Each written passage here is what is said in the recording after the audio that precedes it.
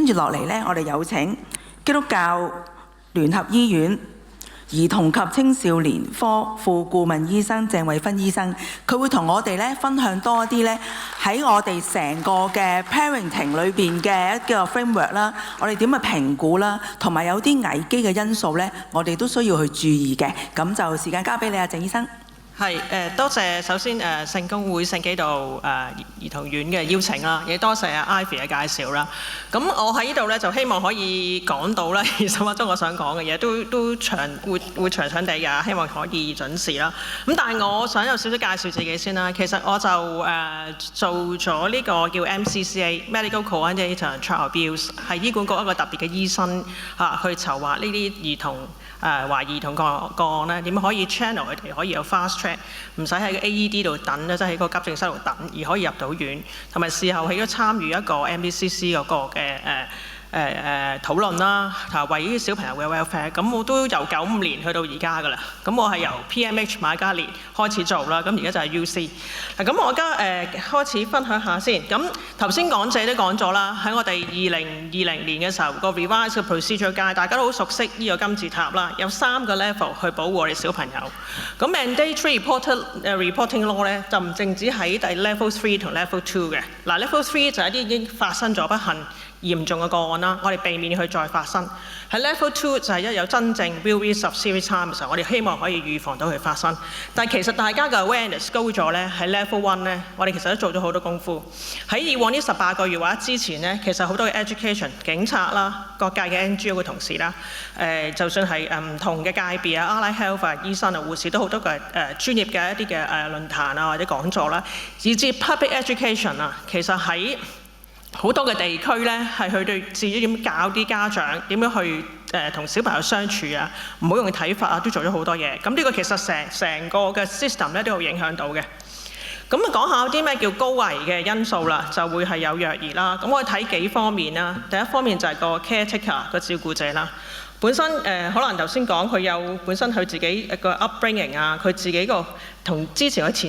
之前俾佢嘅家長個照顧點樣去parent 佢啊，或者佢有冇啲濫藥啊、情緒情況啊，佢識唔識得去即係去 seek help 啦，揾佢其他佢嘅資源啊，或者去 expect 個小朋友可以做到啲乜嘢啦嚇，同埋係佢個 coping skill 係點咧？呢啲都好影響到咧，可能佢好容易就用咗啲唔適當嘅方法去教佢嗰個下一代。咁去到小朋友有啲咩 risk factor 咧，就可能啲早產嘅 BB 啦，可能特別係難湊啲，佢可能有啲 disability 啦，或者佢同嗰個其實 bonding 係要互動㗎嘛，同個 caretaker， 可能同個 bonding 唔係咁好啦。我哋知道一個依附關係同個照顧者，如果一個係一個 secure 係一個穩定嘅依附關係咧，就好過一啲 insecure 嘅bonding 啦。或者佢本身好多病痛啊，要成日都要覆診啊，或者係 special need 啊，尤其係 ADHD 嘅小朋友、ASD 嘅小朋友啦，佢特別可能好容易有情緒嘅爆發啊，或者好多啲固執嘅行為咧，其實個照顧者都係發覺係好難搞、好 difficult 嘅。咁到個環境嘅因素啦，其實貧窮係真係同physical abuse 係有一個直接關係嘅嚇。另外就係可能有 life events 喺個 family 啦，有啲 interaction 嘅問題啦，譬如有啲 depressed 嘅嘛，即係有呢個抑鬱症嘅媽媽咧，其實佢哋就算醫好咗呢，有時都未必好識得去照顧同個 BB 去 interact。咁呢啲都影響到容易會出到一個 risk factor 係去即係有個 child abuse 嘅情況嘅。咁同埋可能係大家唔同嘅 caretaker 有唔同嘅 conflict 要影響到佢照顧嘅能力。好啦，咁講少少啦，即係我哋點樣分一啲係意外造成或者係真係 child abuse 嘅情況咧？咁有時候好緊要就睇小朋友嗰個年紀啊。咁譬如 BB 咁，你得2-3個月，佢基本上都唔識轉身，亦都唔識喐，佢點可以整到自己周身瘀咧？嚇，咁呢個已經唔配合到啦。另外頭先好似 Yvonne 講啦，嗰個 injury 喺邊度咧？你走趯或者 ADHD 周圍跑咁跌親都係可能係啲依啲位啦，腳下邊嘅位或者額頭撞到啦。但係如果你見到一啲好唔尋常喺 pat 啊、喺背脊啊、喺大髀內側啊，呢啲就諗下係咪真係一個 injury 啦。另外，如果你醫生，我哋好多時都睇下究竟嗰個 injury 嗰個程度係用咩方法、個咩 mechanism 去做到嘅咧？嚇，佢話佢 fracture 咗喎，係咪真係高處跌落嚟係 fracture 到，定其實係有人扭到佢 fracture 咧？我哋要睇下啦。另外，如果你照 X-ray 見到好多唔同嘅 fracture，有唔同嘅 process of healing。有啲啱啱 fracture 咗，有啲已經去到咧我哋叫 callus 啊，即係已經開始好翻啦，有啲骨佢喺度 remodel 緊見到嘅，咁就好大機會係一個 abuse 嘅情況啦。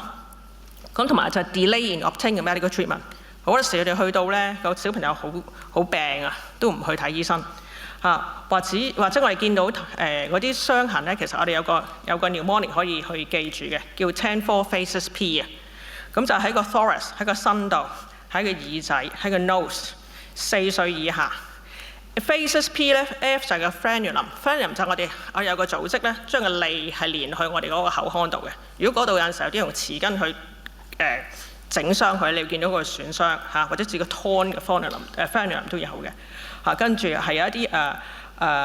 cheek 嘅地方啦嚇，或者係眼底啦 subcondylar 即係一啲眼底嘅出血啦，同埋一啲 pattern injury。pattern injury 就好似頭先亦都以安講過啦，可能係一啲用針吉啊，或者最常見嘅就係煙頭啦，或者皮帶咁樣去打嗰啲小朋友。咁呢啲就係一啲即係好 suspicious 係 abuse 嘅情況。仲有頭先Ringo 都講過啦 ，shaken baby 嚇 shaken baby syndrome 就可能你會見到個 BB 原本喺你幾分鐘前都係好精靈嘅，但係經過一個唔使好多次嘅幾下嘅搖晃咧，就會令到個小朋友嗰佢腦裏邊嗰個血管啊嚇嗰個我哋叫嗰個 dura 嘅血管咧就會破裂爛咗咧，就會出血就會即刻係可能休克抽筋啊，或者係會死亡嚇，眼底又會出血，同埋有陣時因為你搖佢咧，你要揸住佢嗰個 rib cage 喺度咁樣搖晃咧，會令到佢嗰啲 rib 喺個 posterior 後邊嗰度咧會有裂痕。咁呢啲就係一啲 indicator， 我哋知道咧就係一啲 abuse， 唔係一啲 accidental injury。咁其他仲有係譬如係一啲淥傷啦。如果淥親通常係一邊嘅啫嘛嚇，但係如果你見到手腳係浸落去好 symmetrical 嘅，咁就好 highly indicate 係有人即係放落熱水度淥親啊咁樣。咁另外啲試過踢嗰啲小朋友咧，裏邊可以踢到個膀胱係穿啦，踢到我哋個脾臟係會爆咧，呢啲都有呢啲情況。好啦，咁我呢度想分享少少咧，就係喺我哋醫院咧點樣去處理一啲 suspect abuse 嘅情況，而佢要入院啦。咁睇下右邊先啦。通常 suspect 嘅 case 就可能喺學校發生啦。咁學校發生咧就學校嘅可能 PPI 或者係老師咧都會揾IFC 或者保護兒童科咧嘅同事去consult 下啦，或者 report 啦，如果需要嚇 report 就真係覺得係一個 case 嚟，真係要去處理啦。咁然之後佢哋就會 consult 我哋叫 MCCA 啦，頭先講係一個 medical coordinator child abuse。咁喺唔同嘅 cluster 嘅 HA 咧都係有MCCA 唔止一個嘅嚇。咁可以through 我哋 operator call 佢啦，然之後 direct admission。咁我哋喺 UC 有個特點，我哋就通常入咗嚟咧，我哋都有個 joint assessment and strategic planning meeting。我哋就希望可以同社工、姑娘、醫生真係同個家長坐低傾清楚，今次我哋可能懷疑佢嘅損傷係點樣啊，需要留低啊，或者要等埋開埋個會先可以走，盡量都喺嗰個時候可以 calm down 到呢個家長嘅情緒，咁就日後做嘅嘢就容易好多咯。如果唔係每一朝巡房，可能都會打交，會發脾氣啊啲家長嚇。睇下理解到其實我哋大家都係一個共同嘅一個目標，想保護嘅小朋友，想定一個好嘅 welfare plan， 令到即係小朋友可以安全啦，或者係身體嘅情況好翻先出院。咁另一邊就係喺我哋可能急症室有陣時都會遇到嘅情況，佢哋都會揾我哋medical coordinator入院，跟住之後咧我哋就會上嚟都係去睇個情況啦。如果要 treatment 咧，當然係要醫治咗先啦。咁之後我哋就會開 MDCC 啦，但喺開之前有啲 case 可能都係好 mild 嘅情況咧，我哋 assess 咗咧就可能可以翻屋企，或者嗰個施虐者唔係喺屋企人嘅安全下可以安置到翻屋企，或者有 placement 我哋翻咗屋企先等開 MDCC。目標好多時候咧想係10日嘅 working days 做咗 MDCC 啦，但好多時要約唔同嘅 party 咧未必可以做到。咁喺醫院其實唔係一個好嘅地方俾個小朋友啦嚇，其實好似 abuse 緊個小朋友喎，因為佢其實喺醫院係冇嘢可以，又翻唔到學，又冇嘢可以即係正當地做啦。咁希望盡量可以 triage 咗個 risk factor， 高危嘅就要留喺度等開 MDCC， 如果唔係咧就可以出院咧再跟進。咁有啲好嚴重嘅個案或者係好複雜嘅個案咧，其實我哋可能會有個 progress meeting，或者個 progress note 去跟進嗰個情況，因為睇下我哋喺 welfare plan 度定咗嗰啲嘢係做成點啊，每一個 party 嘅 role 咧，有陣時唔淨止 FCPS 嘅同事噶嘛，有陣時可能有其他 NGO 嘅同事，譬如係一啲CCPSA 啦，去幫媽媽或者爸爸戒毒嘅情況係進展成點咧，或者學校嘅社工啦，或者老師啊進展成點，我哋想睇翻咧就靠一個 progress meeting 去睇啦。咁呢個都大家都應該好多時都上，好多個我諗同事都上咗㗎啦。咁佢有兩個 part 啦，第一個 part 嘅 module 就係講翻你日常，即係要知道喺真係唔係去到 mandatory reporting 嘅時候點樣做啦，啲 case 有啲 indicator 喺咩情況下乜嘢嘅 abuse 啦，係要點樣去揾翻幫手嘅社工咧去跟進嗰個屋企啦。咁 Part 2 Module 2就係關於個法例同埋即係 mandatory reporting 可以點樣做啦。咁大家應該可以即係盡量抽個時間咧去睇，因為都好清楚係講解咗呢個情況喺呢個training 嗰度。嗱，咁我今日題目另一個就係點樣可以大家協作啦。咁其實去保護兒童一定係一個多專業嘅協作啊，唔可以單一個discipline 可以做到嘅。咁喺嗰個 training 嗰個 online training 其實都好清楚列咗個目標啦。第一就係要處理當前嘅危機啦，要保障兒童嘅身心安全。第二個就要係減低消除日後再令到兒童受傷危機。第三係提高個家庭嘅照顧同埋管教兒童嘅能力。第四就強化家庭嘅功能同埋支援嘅網絡，令到佢哋可以盡責保障到兒童嘅安全。咁呢個係我哋主要嘅目標，就唔係淨係即係佢做錯做咗唔好就mandatory report 咗佢就搞掂啦，咁就完咗件事，絕對唔係。我哋其實係要想幫到個家庭啦，幫到個小朋友。咁嗰個原則就係呢三大原則，頭先 Ringo 都有講到啦，咁我唔再重複。咁兒童為重，安全為先，咁一定係要考慮佢個福祉安全。如果唔可以翻屋企咧，或者有啲身體嘅傷嘅情況，可能都會考慮去入院。咁可能個機制就好似頭先我哋咁講，要 through 可能係FCPSU 啦，或者 FC 嘅同事咧通知我哋 MCCA 去入院，可以 channel 得快啲啦，同埋係 smooth 啲啦。咁另外考慮家庭嘅情況啦，用佢哋嘅語言我哋講啦，希望可以強化到佢哋嘅家庭能力啦。第三樣就係多專業嘅協作啦，因為喺唔同嘅個案咧，其實好多時都要 involve 唔同嘅界別嘅。我陣間會有一個 case 咧，就 illustrate 俾大家睇啦。咁希望喺大家度係互相係去保留啊，其實去 complement 每一個即係專業咧，令到咧即係呢樣保護兒童嘅工作咧可以順利同埋係可以認受性咧，係個照顧者或者家長咧係好啲，對日後你跟進咧其實都係好重要。好嗱，講一講呢一個好簡單一個case 啦就其實係一個 teenage 嘅媽媽，佢係得18歲嘅啫。咁佢生完 BB 之後出院咧，就揾咗一個 godmother 去湊佢啦。咁佢自己因為經濟嘅情況就要去返工啦，去做嘢。咁大家都知其實BB 打針都係去健康院㗎啦。咁佢就即係返咗嚟，你見到第1、2個月佢返完嚟，sorry，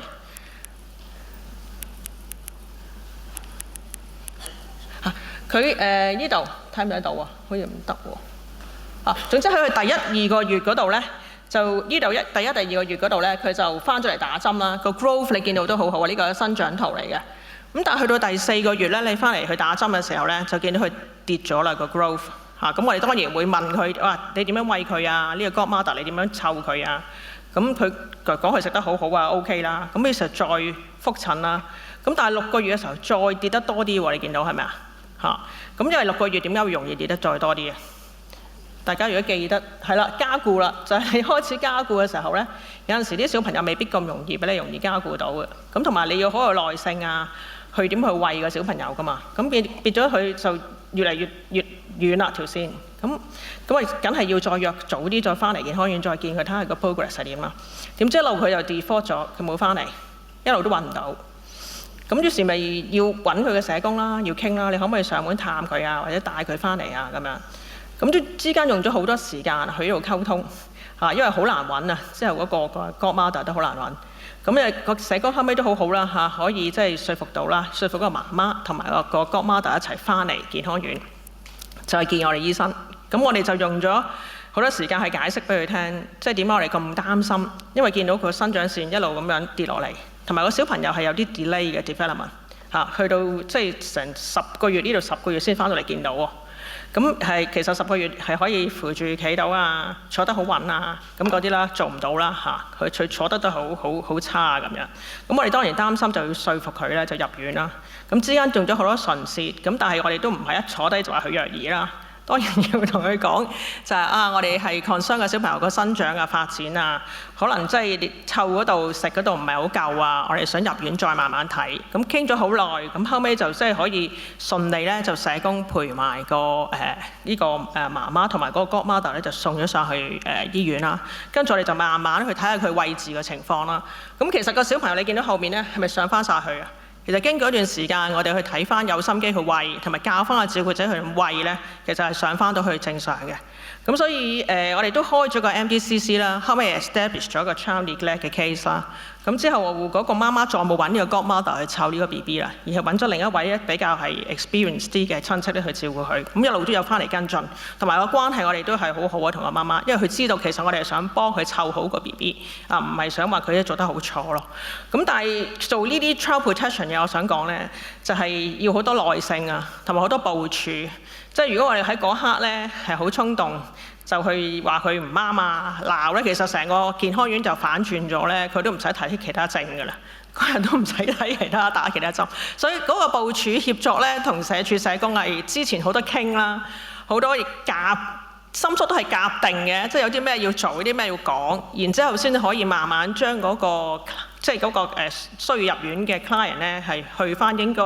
要嘅地方去觀察，同埋去或者要醫治啦。然之後個關係唔會太大破裂咧，其實你先可以再跟到。有嗰時咧，你變咗你如果係破裂咗咧，可能有陣時之後佢未必翻嚟再俾你見到個家長，或者好多得漏啊，繼續咁樣。所以係要好用心。咁所以做 child protection 人咧喺呢度我都要向你哋致敬啦，同埋你哋嘅 supervisor 亦都俾一啲好多嘅 reflective 嘅 support 俾你哋先，即係個 emotional 嘅 support 咧先可以做得到。好啦，咁家長做唔到有咩原因呢？就其實有一個 term 就叫 CK-ROM 啊。點解做唔到呢？就有陣時係佢自己本質嘅 characteristics 啦，或者佢嗰個知識佢真係唔識啊，佢唔知點做，或者佢冇 motivation， 尤其是嗰啲 drug 嗰啲嘅 parents 啦，佢將自己嘅 need 行先，就唔睇到小朋友嘅 needs， 或者 resources 佢真係唔夠 resources 嚇，同埋佢冇個 opportunity 去做。咁呢啲都係我哋可能有陣時去跟進嘅時候，有時社工喺前線啦，去睇啲家庭嘅時候可以留意到嘅情況啦。咁我哋衛生署啦、醫管局嘅 CCDS 兒童身心全面發展服務啦，同埋SWD 嘅 Family and Child Welfare Branch， 我哋就設計咗一個0至72個月。呢個叫做 Parenting Capacity Assessment Framework。其實我做咗好多年嘅，頭係做0至12個月，跟住就13個月至3歲，跟住就因為要行 MRR 咧，就由4歲去到6歲咧，我哋都做咗呢一個 manual， 可以俾前線嘅社工去做嘅。咁佢裏邊其實係有6個 domain 嘅。咁第一個就啲 nutrition growth 啦，就可以俾大家知道正常情況下幾多個月數或者幾多歲應該係食啲乜嘢，食到幾多，個生長係點。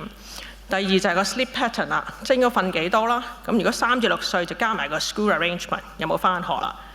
第3樣咧就係 development by parenting， 一啲好簡單，即係你見到個小朋友 observe 到佢行啊、走啊、畫嘢啊或者講嘢啊係點樣嘅，我哋都整咗好簡單嘅 milestone 啦，俾社工可以前線可以 assess 到嗰個小朋友啦，同埋個 parenting 嘅 style 啦。係咪有啲好唔理小朋友 emotional need 啊，或者一啲好intrusive 嘅 parenting 啊，或者係一啲好差用 physical punishment 嘅 parenting， 我哋都會列咗喺度啦。一個可能係 serious 一個嘅 condition 啦，跟住 personal hygiene 啦、safety 啦，同埋 health care。咁就有6個 domain 嘅。咁你可以見到咧，有一邊就係一個 usual condition 啦。如果係正常情況下，可以其實社工利用呢個咧係去同個家長交流啦，睇下應該可以正常應該點樣做去照顧個小朋友。到上邊alerting condition 咧就係有啲嘢你要即係pick up 啦，係爭啲啦。我哋可能要密少少去再跟進，或者俾 advice 佢再 follow up 個 family。到 serious condition 咧，你就會睇下咩幾 serious 啦。如果啲十字架嘅情況咧，可能你真係要有一個 immediate medical attention， 或者係去 child abuse 嘅情況。咁所以我希望可以透過呢一個嘅 manual 咧，就係一把比較係 objective 嘅尺啊，去俾大家唔同嘅 stakeholder 咧，去可以睇下個 parenting， 而幫大家去 assist 到一啲，尤其是我哋係驚佢有 neglect 照顧得唔好嘅家長咧，去照顧啲小朋友。好啦，個 report guide 頭先副局都講咗啦，咁就唔再詳細呢度講啦。不過記得就係佢有個 decision tree， 有個 analysis framework 咧，我哋可以利用啲唔同嘅 factors 去 analyse， 最後得出係咪真係要 mandatory report。咁呢個係個 flow chart 啦。咁mandatory reporting 咧，即係講緊係一啲 serious harm 或者 real risk of serious harm。咁唔代表咧喺呢個表另外一邊咧一啲 normal reporting。或者啲 follow-up services 或者 further exploration 嘅 cases 係唔重要，完全唔代表。其實一個 continuum 去保護我哋嘅小朋友。如果嗰啲 cases 係咪去到一個 threshold 係 mandatory report 咧，其實佢係需要我哋跟進，我哋繼續要做啦。如果去到個 threshold 係要 normal reporting， 照常好似平時咁樣啦，我哋同即係社署啊佢哋嘅合作去 normal report 佢，去跟進個屋企開 MDCC 需要個 service 要繼續去睇下個 progress 係點樣。所以就記得即係其實係成個配套去保護小朋友。咁mandatory report 就頭先阿Yvonne講咗啦，一 report 咧就可能警察同埋社署都會 FCPSU 係個 authority 都會知道嘅 case 啦。咁我都好希望如果唔係一啲好緊急或者係刑事嘅情況咧，未必係第一個去見家長係警察啦，可能係 FCPSU 嘅同事咧，去講頭先我哋要啲部署啊，點樣可以有啲 case 係可以 smooth 啲帶到去醫院，如果需要入院嘅係做好件事，等日後跟進咧係更加好啲。咁其實我呢度有個 QR code 嘅，咁就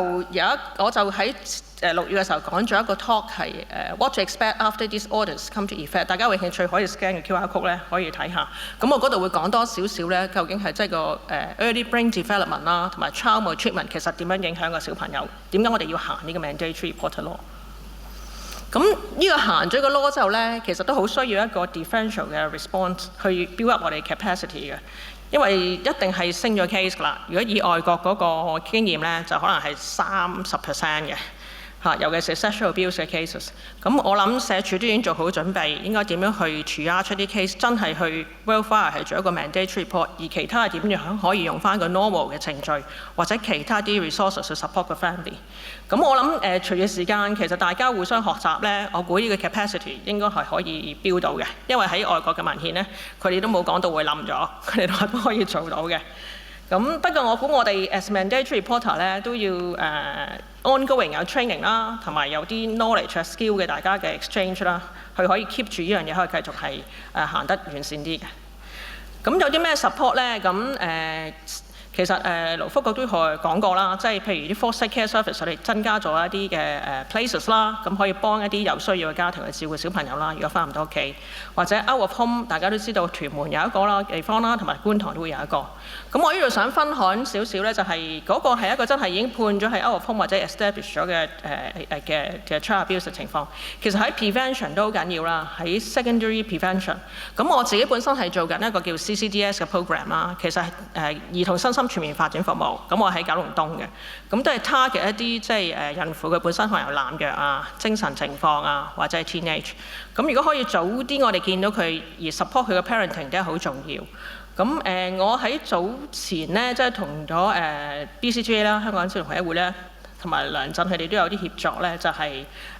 去做咗一個叫 Amazing Start。咁呢個地方咧，其實係以一個 play base 啦，可以喺度圖見到啦，就有一啲 hub 嘅地方，可以俾一啲受需要嘅家庭啦。咁呢啲可以俾啲感官啊刺激啦，俾啲小朋友嘅 language 啊、cognitive 啊、motor 啲發展嘅 stimulation 啦。另外都好多係可以同家長咧係有一個叫 circle of security 嘅 coaching 一個 parenting， 係一個 attachment based 嘅 parenting 安全圈。咁希望可以令到個家長咧係可以有一個反思，去點樣去照顧小朋友嚇，同佢建立一個 secure 嘅 attachment。咁隨住呢個 law 嘅實行咧，其實我估大家都會繼續好 closely monitor 住佢嗰個 implementation 啦，可能睇下啲 cases 係點啊，個 outcome 係點啊，啲 intervention 係點啊。咁我覺得另外仲有一樣重要就係 authority 同 mandatory reporter 可能都有個溝通啦，係用咩模式我唔知啦，不過有個溝通，等大家可以互相係去再學習多啲啦，了解啲邊啲係可以真係要報啊、唔報啊咁樣啦。咁 ongoing 嘅 training 啦，唔同嘅界別可能有少少唔同啦，去 prepare 佢哋嘅 role 啦。咁會唔會遲啲會 update 個 procedure guide 啊，或者個 report guide 咧？即係隨嘅時間嘅時候，可能多啲嘅資料嘅跟進啦。咁同埋最重要都係個 public education， 我哋繼續做啦。希望可以家長係一個 positive parenting 嘅 start。咁最後幾章都係講翻，其實兒童權利呢個 Convention of Right of Children 咧，其實係講到我哋保障係小朋友4樣嘢：生存啦、發展啦、保護佢，同埋佢有一個參與嘅權嘅。咁其實 child protection 只係一個 measures 係 of safeguarding 嚇，safeguarding 係一個大啲嘅一個範疇啦。child protection 係其中一個 measures。我哋要做到呢6個 principles 啦，就係 empower 到啲小朋友啦。保護到佢啦嚇 ，partnership 啦同 parents，prevent child abuse 嘅發生啦。proportionality 就係當我哋要去一啲真係去intervene 一啲係 suspect abuse 嘅時候，我哋都用一啲比較適合嘅skill 啦，即係唔可以太 intrusive， 令到啲家長係好難受，因為日後嘅跟進都係好難嘅。咁同埋 account 翻我哋自己做嘅嘢，咁 that's why 有個 law 啦。咁我哋係 as mandatory reporter 就係一個第一新嘅情況，有一個 legal obligation 係要 report 呢啲 mandatory cases 啦。咁所以最後就係其實 mandatory law 係一個 system of response， 唔係淨係教條 law 啦。其實佢周邊都好多嘢發生緊啦，係去保護兒童同埋呢個 family welfare concerns。咁當然係去到真係 mandatory report 嘅 cases， 我哋要 investigate， 同埋有個 differential responses， 同埋有 ongoing， 我哋可以 monitor 翻，可以 ensure 翻頭先嚟講嗰啲 principle 啦，同埋可以 efficient 執行到呢個情況。咁希望呢個 mandatory law 都可以 influence 到大家嗰個氛圍嗰個態度啊、行為啊，成個社會個風氣咧，佢頭先講嘅係 safeguard 個 best interest of 我哋小朋友啦。咁最重要就係我哋繼續要我哋嘅多專業啦嗰個嘅協作啊，多專業嘅協作同埋大家嘅溝通，去保護一班 very vulnerable 嘅小朋友嚇。咁我呢度分享係咁多，多謝各位，多謝。